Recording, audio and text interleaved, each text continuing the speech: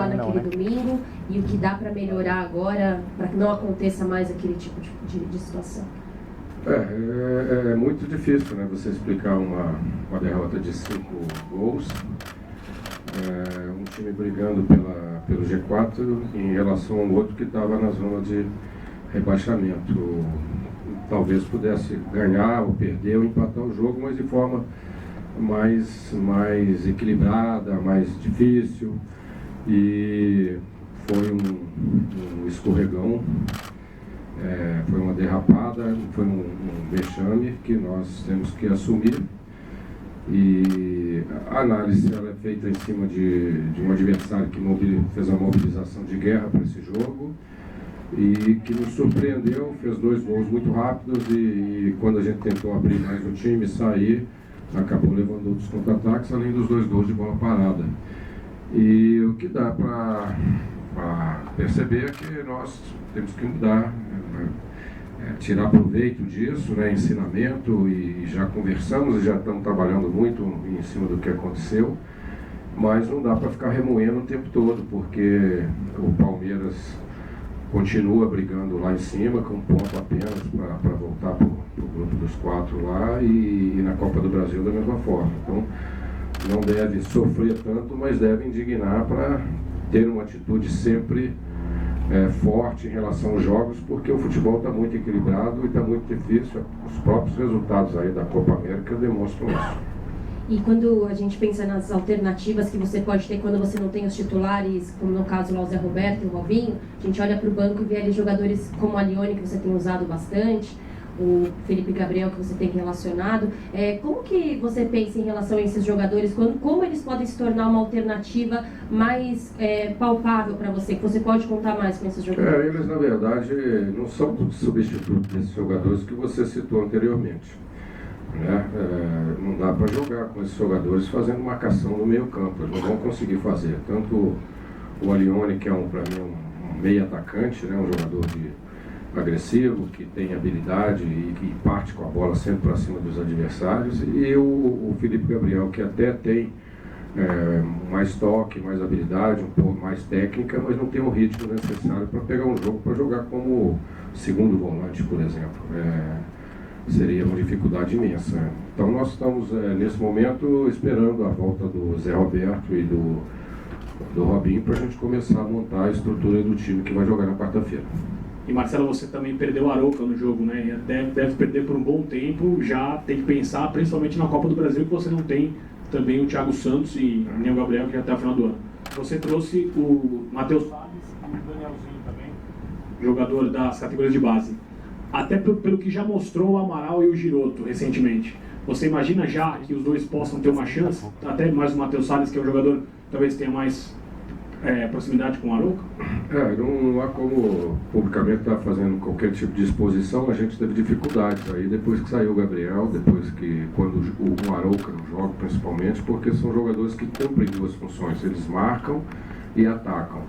Tirando esses jogadores, a gente tem jogadores que marcam, mas não saem tanto com a bola, tem dificuldade de sair com a bola, ou jogadores que não marcam tanto, mas têm a bola melhor trabalhada por trás. Esse tipo de jogador, às vezes, a gente utiliza mais no jogo em casa, onde a gente tem um apelo mais ofensivo. Então, é uma dificuldade que teremos aí na Copa do Brasil, principalmente, porque o Thiago não pode jogar. Esperamos que o Arouca tenha uma recuperação breve, né? Ou então que a gente possa contar com esses dois, o Zé Roberto e o Robinho, né? E aí com um primeiro volante que a gente pode escolher. Marcelo, por favor. Quando um time perde, e da forma que aconteceu, e a gente conversa com os jogadores, sempre o discurso os atletas não veem a hora de chegar a outra partida para já poder vencer e de repente esquecer o que aconteceu ou já poder de fato comemorar uma vitória. Dessa vez isso está se estendendo por quase 10 dias em virtude da paralisação aí do campeonato. É ruim porque tem o lado bom, que é o lado que todos pedem para descansar, para treinar, para ter tempo, mas você falou não ficar remoendo, mas o fato de não poder ter jogado já de novo para esquecer ou tentar apagar isso daí é prejudicial? A A ideia é essa mesmo. Às vezes você tem uma derrota inesperada, né, e improvável, e você tem logo em seguida a oportunidade de recuperação. Mas, ao mesmo tempo, a gente estava cobrando oportunidade de treinamentos, né, de fazer trabalhos que normalmente a gente não vem fazendo, porque são muitos jogos e não dá tempo, o jogador está muito cansado. Então já tem essa chance de fazer isso. Tem uma situação no Campeonato Brasileiro, quando você sai para jogar fora, que leva 2 gols muito rápidos, e não adianta você sair para jogar para empatar o jogo, né, ou tentar só empatar o jogo. Tem que tentar ganhar, principalmente porque levou 2 gols. Então isso também aconteceu nesse último jogo. Nós tivemos que abrir muito o time em cima de um adversário que tinha muita velocidade naquele dia e jogou muito bem. Então essa é uma explicação também. Mas agora a energia, a canalização de energia toda para o jogo da Ponte Preta. Nossos adversários e concorrentes diretos ali têm jogos também fora, assim como nós saímos para a Chapecoense, e temos que fazer bem esse papel aí dentro de casa. A gente sabe que o trabalho, quando um profissional inicia um trabalho, mas já no meio do caminho, no seu caso, chegou o Palmeiras já disputando o campeonato, às vezes é mais difícil ajustes, acertos e tudo mais.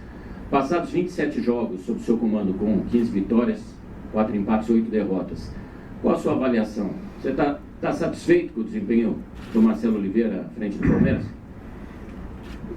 Olhando a grosso modo, né, quando nós chegamos aqui no Palmeiras, na Copa do Brasil, o Palmeiras tinha empatado dentro de casa com o Asa, precisava de fazer o segundo jogo fora e ganhá-lo, né? E no Campeonato Brasileiro, não me lembro, estava em 15º, 14º, 16º e precisava de uma recuperação. Nesse aspecto, está muito bom. Nós estamos na semifinal da Copa do Brasil e estamos brigando ali com outros adversários também fortes pelo G4 do Campeonato Brasileiro. Nesse aspecto está muito bom. Agora, no aspecto de produção, a gente sempre quer um time jogando com mais equilíbrio, com mais constância, de forma mais natural. E temos um bom trabalho hoje, temos um grupo comprometido, mas não temos um time, porque esse time está sendo moldado durante o campeonato com jogos extremamente difíceis e com contusões constantes em função do calendário brasileiro, que a cada rodada saem pelo menos 10 jogadores lesionados por lesão muscular. Oi, Marcelo, eu estou até fazendo material especial, gostaria que você falasse sobre o Zé Roberto, né? A importância que tem esse jogador no teu elenco, até pela liderança que ele exerce dentro e fora dos gramados, nos vestiários, mesmo líder quando está no banco de reservas, quando está se recuperando. Ontem ele veio aqui até falar desse momento dele de recuperação, do quanto ele trabalha. Eu queria que você falasse da importância do Zé Roberto, um dos jogadores mais velhos do Campeonato Brasileiro e ainda em alto rendimento. Queria que você falasse da importância desse jogador. Ele tem uma importância fundamental, tanto é que já até renovou o seu contrato com o Palmeiras, me parece, né? E eu não conhecia apenas a distância, né, do trabalho dele, mas o Zé Roberto é um exemplo raro, né, de profissionalismo, de tipo físico natural, né, e além disso que trabalha muito. Então ele tem importância pelo jogador que por cumprir mais funções. Ele pode jogar de meia, ele pode jogar de segundo volante, ele pode jogar de lateral esquerdo, e sempre com bom desempenho físico, mas principalmente com um bom controle de bolas. Dificilmente ele perde um passe. E fora do campo, para todos os jogadores mais jovens que estão chegando, é um exemplo, né? Porque trabalha muito, trabalha sempre um pouco a mais, sempre no limite, e pela idade que tem, uma condição rara de acontecer e que, infelizmente, está do nosso lado. Marcelo, aqui, tudo bem? Gostaria que você falasse da defesa, né? A sexta pior defesa do Campeonato Brasileiro, 36 gols sofridos no Brasileirão. O que está acontecendo? É essa falta, de repente, de entrosamento, alguns jogadores contundidos? Por exemplo, você não conta com o Jackson para o jogo contra a Ponte Preta, sempre mudando, falta isso? Mais jogos com a mesma dupla de zaga ali, lógico, a defesa não é um todo, né? mas o que está acontecendo nesse setor especificamente com os seus zagueiros assim? Teve um momento do campeonato que nós éramos o melhor ataque e a segunda melhor defesa. Foi um momento muito bom, arrancada forte, nós ficamos 5 jogos sem levar gol.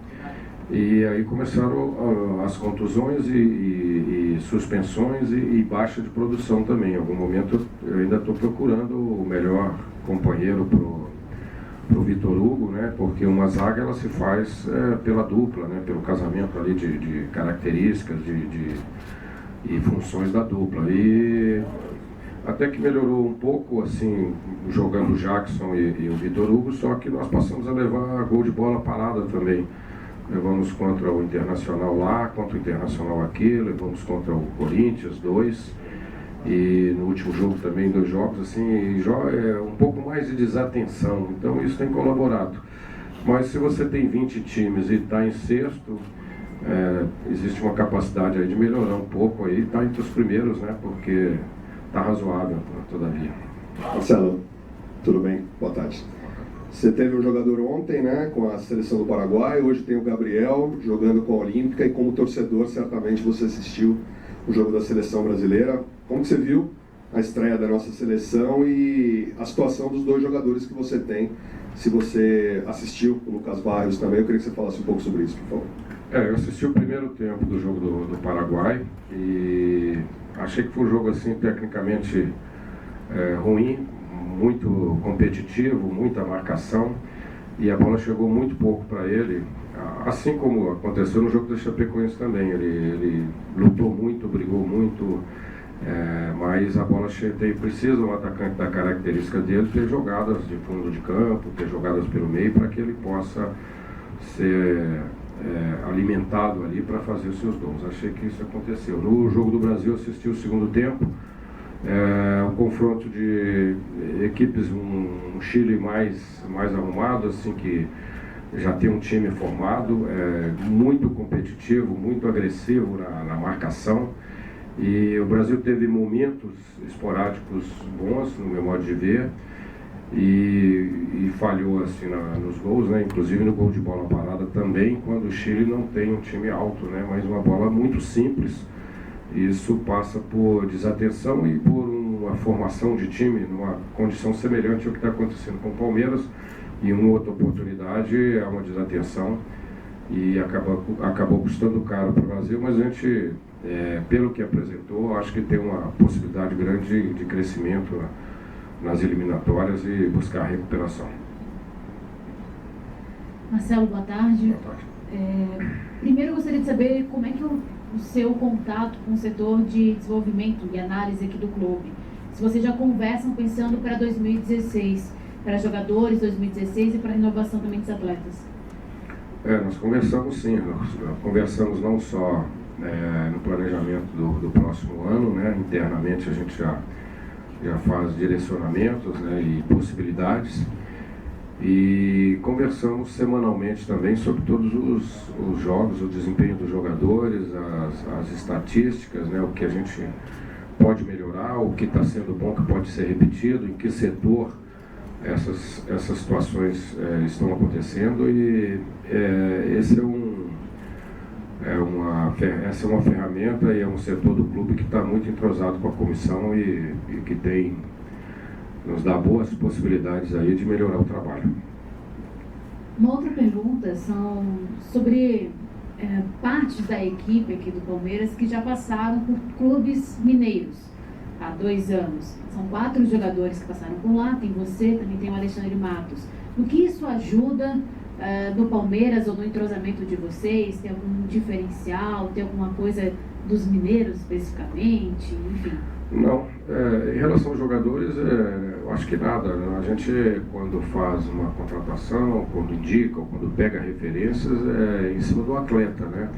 Não importa o estado que ele esteja jogando, embora Minas tenha 2 grandes clubes, e ainda o América também, né, que é um terceiro, mas é feito não pelo estado que esteja jogando. Em relação ao meu caso com o Alexandre, temos profissionalmente aí trabalhado durante 2 anos, eu acho que é produtivo, é benéfico, né, porque já existe um entrosamento, a gente já sabe a forma de trabalhar, e de um trabalho que deu certo, né? Embora esse trabalho do Cruzeiro, do bicampeonato, seja um trabalho em conjunto de todos, mas a gente já tinha um bom entrosamento. Eu acho que isso aí é favorável para o trabalho que realizamos hoje.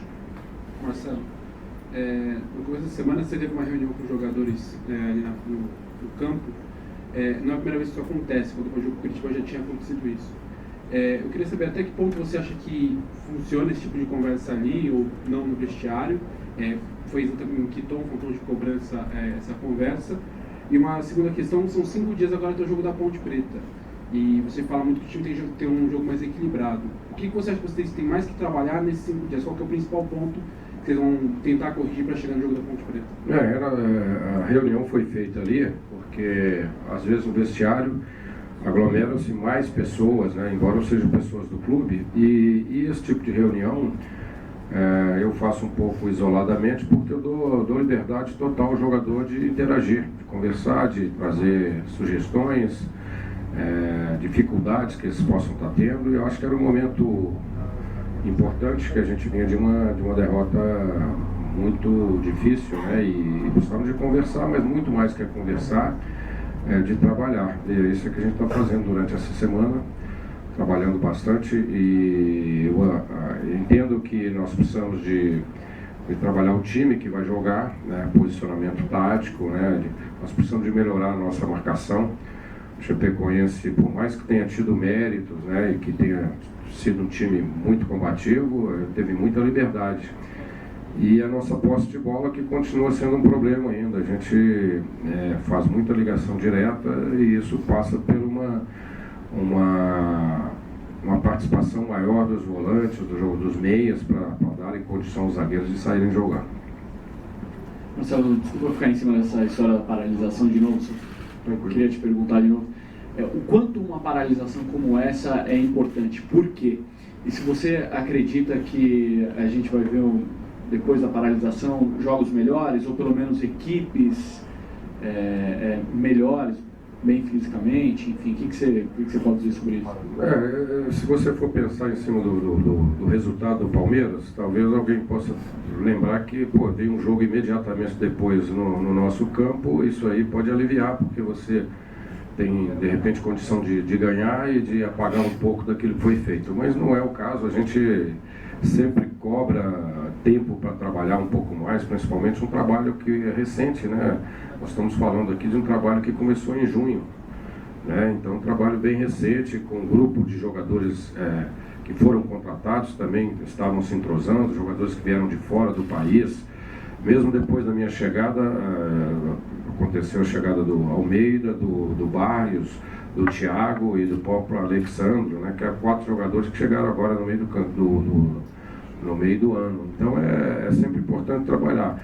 Eu acho que a tendência é ter jogos melhores, sim, melhores tecnicamente, jogadores mais descansados, né? Porque se usa esse tempo para trabalhar, mas também para recuperar jogadores. Eu acho que o Campeonato Brasileiro tende nessa rodada seguinte, né? Vamos ver, esperamos que seja assim, jogos competitivos, mas de melhor técnica, porque os jogadores estão menos desgastados. Para você, como foi para você essa paralisação? Por várias, te pergunto isso por várias questões. Essa especificamente de derrota do Chapecoense, aí vem a paralisação, jogadores machucados, Copa do Brasil, semifinal da Copa do Brasil, mas também tem que brigar pelo G4 do Campeonato Brasileiro. Para você não foi uma paralisação tranquila, né? Eu imagino pelo contrário, né? Foi de muito pensamento. Como que foi para você? Nunca é tranquilo, né? Porque, imagina, se a gente ganhasse lá da Chapecoense, seria muito bom, né? A vitória, ela traz tranquilidade, traz confiança, mas a cobrança é a mesma. Você precisa manter aquilo, manter o G4, né? Manter a produção. Não sendo assim, mais ainda. Agora, existem grupos e equipes, né, falando de jogadores e comissão técnica, que se abatem muito diante de uma situação assim, e existem outros que se fortalecem. É isso que eu propus aos jogadores na conversa, que a gente pudesse se fortalecer, mas admitir que nós não produzimos quase nada no último jogo. E isso não é normal numa equipe que quer brigar por coisas importantes. O Marcelo Dudu esteve aqui ontem e falou da nova posição dele, que não tem mais que correr atrás de lateral, que ele tem mais fôlego para chegar no ataque, e os números dele mostram que realmente ele tem tido uma ótima temporada, principalmente depois da sua chegada. Falando individualmente, você acha que essa foi sua grande vitória aqui no Palmeiras? Recuperar um jogador que foi um investimento muito grande por parte do Palmeiras, teve tudo envolvido numa situação com os rivais. Você imagina que nesse momento está sendo a sua vitória, transformar o Dudu no jogador mais importante do time, talvez? Eu não penso assim, eu penso que é sempre no sentido da equipe, né? No sentido da equipe. O Dudu foi muito bom encontrar uma posição que ele esteja à vontade e produzindo bem, trazendo dificuldades para os adversários, porque é um jogador rápido, de boa mobilidade, habilidoso, que sabe também fazer gols.